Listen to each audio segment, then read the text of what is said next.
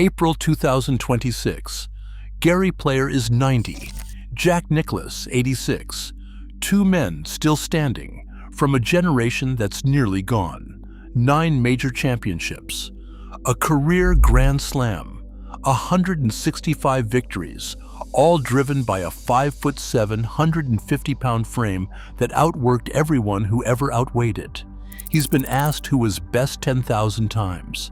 Almost never who was hardest. 5 names. 5 different kinds of tough. Drawn from 60 years of interviews, never assembled until now. We start at number 5, with the one rival who never gave Player what he needed most, an opening. Number 5. The baseline for Gary Player's mastery is set not by the number of trophies, but by the weight of rare defeat. 9 major championships, each one a separate test passed on a different continent, under a different sky. The 1959 PGA, the 1965 and 1974 Opens, the 1968 US Open, the 1978 Masters. Every modern major, at least once, for the full career Grand Slam. This is a record that belongs to only 5 men in the history of the sport. The official total, 165 professional wins, sprawls across 4 tours and half a century. But it's the pattern that matters. Gary Player rarely lost.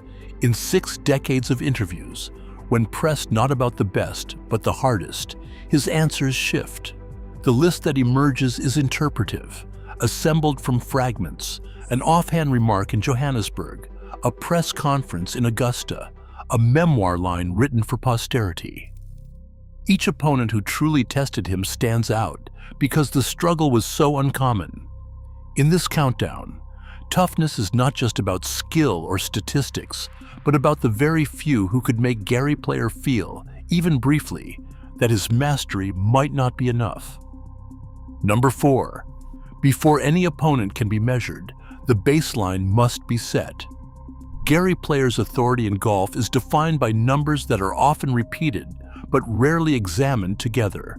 The record lists 165 professional victories, stretching across the PGA, European, South African, and senior tours, a figure that, while disputed in its details, stands as a marker of relentless accumulation. His physical profile is equally precise, 5 feet 7 inches tall, weighing around 150 pounds throughout his competitive years. In a sport dominated by taller, heavier men, Player's compact frame became both an obstacle and a calling card. Yet it is the preparation that sits at the heart of his mastery. The phrase "practice like an animal" appears in his autobiographies and echoes through 1950s and 1960s newspaper profiles, though the exact article remains elusive. Another line, "I practice 5 hours a day, every day," surfaces in interviews and memoirs, shaping the legend of a man who outworked the field as much as he outplayed it.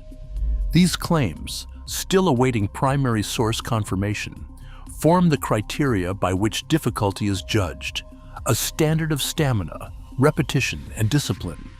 Against this foundation, the question shifts, not who could win, but who could truly test a player built on such numbers, such habits, and such intent. Number 5. Lee Trevino brought a different kind of challenge, one that could not be measured by power or precision, but by the refusal to give anything away emotionally. In 60 years of interviews, never assembled until now, Gary Player has described Trevino as the opponent who never lost his cool. The quote, often attributed to a 1973 Golf Channel interview, sets the tone. "When I faced Lee, I felt the only thing that could shake me was the wind. He never lost his cool." That was the test.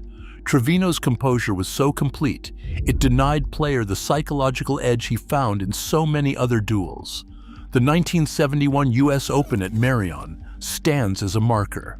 Trevino, unflappable in the final round, claimed the championship while Player finished tied for 5th, unable to find a crack in Trevino's armor. A year later at Muirfield, Trevino again held steady, tying for 2nd as Player settled for 4th. The respect was mutual.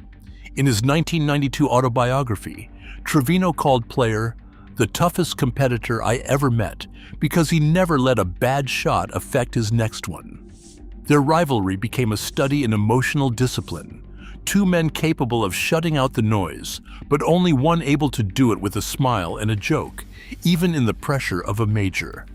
Against Trevino, the contest was never just about the scorecard. It was about who blinked first. And with Lee, that almost never happened. Number 4. Tony Lima's name carries a different weight in the tally of Gary Player's hardest opponents.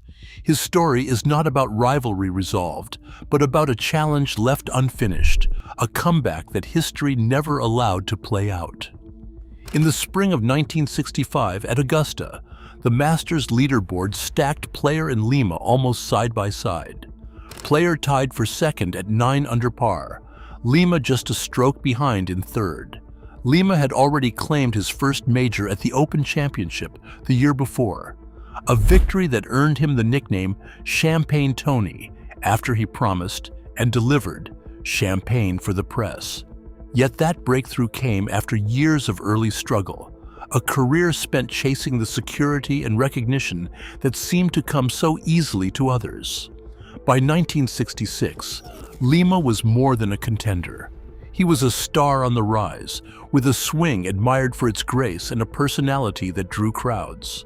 Then, on July 24th, a twin-engine Piper Cherokee carrying Lima, his wife Betty, and 3 others crashed near Alpine, California. There were no survivors. The news sent a shock through the sport, not just for the loss of a champion, but for the sense of possibility erased in an instant. In a 1967 interview with the New York Times, Player is reported to have called Lima the most promising talent I ever faced, expressing a sorrow that lingers in the record, though the exact words remain unconfirmed. Lima's place in this ranking is defined not by a tally of wins or a single iconic duel, but by the shadow of what might have been. Against Gary Player, the toughest test was not always the one that could be measured on a scorecard. Sometimes, it was the one that was never allowed to finish. Number 3. Arnold Palmer stands as the rare opponent who could turn the very air against Gary Player. In the era when galleries first swelled to television size, Palmer's following, Arnie's Army, became a living force on the course. During the 1963 Open Championship, CBS's Jim McKay captured the mood. Arnie's Army is out there today, and you can feel the wind change when they cheer for Arnold. It's almost a battlefield for Gary. That broadcast, dated July 12, 1963, marked the moment when crowd energy itself became a weapon. Palmer's challenge was not only technical, though his record, 7 major titles, 62 PGA Tour victories, would have been enough. It was the emotional surge he commanded. In 1961 at Royal Birkdale, Player finished 4th while Palmer, riding the wave of support, claimed runner-up. British newspapers from the time described the galleries as a tide that lifted Palmer, shaping the rhythm of play and the pressure on every shot. For Player, the psychological test was relentless. In a 1975 Golf Digest interview, he put it plainly: playing against Arnold was like playing against the crowd itself. They could lift him and push me down. The power of context is what sets Palmer's place in this ranking. The cheers, the banners, the sense that the outcome mattered not just to the players but to everyone watching. Against Palmer, Player was forced to compete not only with a great golfer, but with the shifting momentum of thousands of voices. It was a contest that could not be won with practice alone. The crowd could change the wind, and sometimes even the strongest preparation was not enough to hold it back. Ben Hogan stands as the psychological summit in Gary Player's memory, a figure whose presence was defined by distance as much as by skill. The most enduring story comes from the summer of 1958, during the British Open qualifying rounds. At the heart of the episode is a simple but charged negotiation. A sponsor, eager to shape the outcome, offers Ho-jun $2,000 to withdraw from the tournament. Ho-jun, with a reputation for being both unyielding and enigmatic, responds with a counteroffer that is almost defiant in its magnitude, $9,000 to play. The numbers themselves become a kind of silent conversation, each digit a measure of pride, challenge, and the gulf between two competitors. Gary Player, then a rising force in international golf, is given the task of delivering the sponsor's offer. The moment is preserved in Player's 1992 memoir, My Story, where he describes the tension of picking up the phone, dialing Ho-jun's number, and waiting for the connection. The dialogue is sparse, almost ritualistic. "Ben," Player begins, "the sponsor can offer $2,000. What follows is not a negotiation, but a pause, a silence that stretches, heavy with meaning. On the other end, Ho-jun listens. There is no argument, no attempt to explain or persuade. Instead, the reply comes in the form of a click. The call ends abruptly, the line goes dead, and with it, any hope of compromise. The hang-up is final, a gesture that says more than words ever could. This episode, as recounted by Player, is less about the money and more about the psychological distance between the two men. Ho-jun's refusal to engage, his unwillingness to even acknowledge the offer, transforms the moment into something larger than a business transaction. It becomes a statement of principle, a declaration that his standards, both in golf and in life, were not open to negotiation. The $9,000 figure is not just a price, it is a barrier, a way of drawing a line that cannot be crossed. Player, left holding the receiver, is forced to confront the reality that some challenges exist beyond the reach of rivalry, that some opponents are defined not by their willingness to compete, but by their refusal to be drawn into the ordinary give and take of sport. Kurt Sampson's 1999 biography of Ho-jun recounts a similar episode, though the amounts differ in the retelling. What remains constant is the shape of the encounter, a test of will, a contest measured not in strokes or scores, but in the ability to maintain distance. The story lingers for its silence, for the way a single hang-up can encapsulate a lifetime of competition.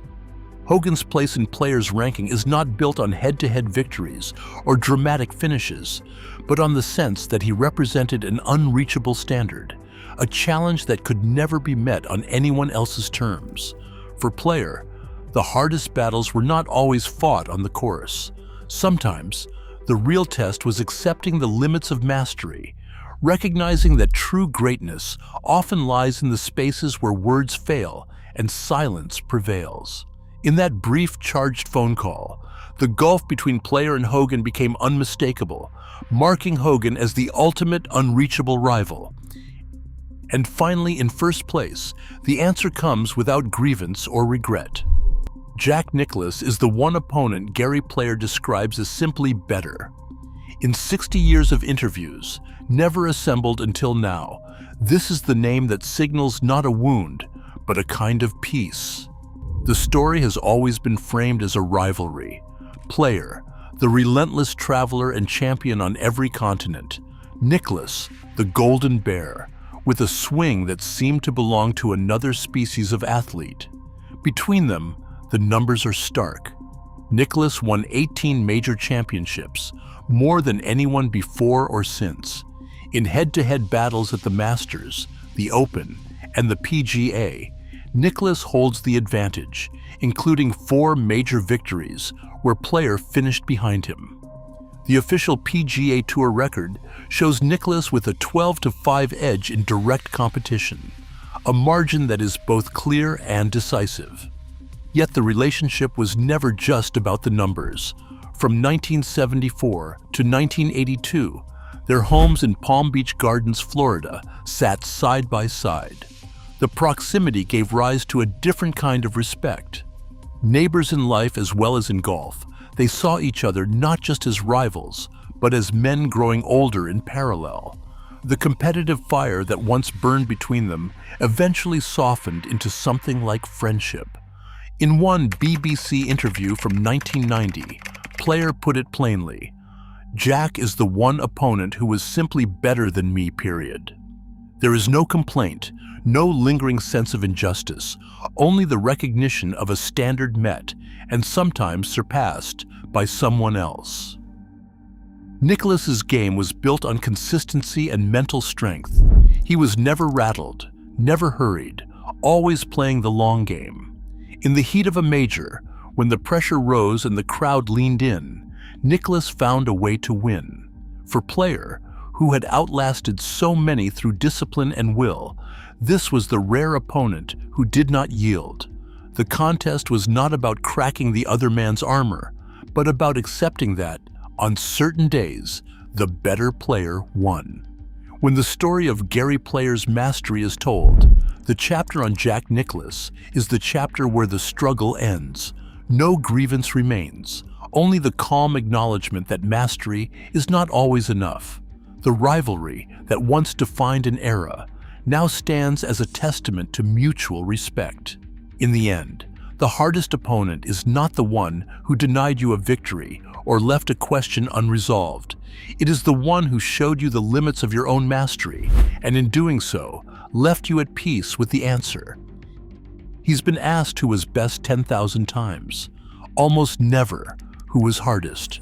Across these five, the record, Trevino's nerve, Lima's unfinished challenge, Palmer's crowd, Hogan's unreachable silence, Nicholas's acceptance, marks the full spectrum of toughness.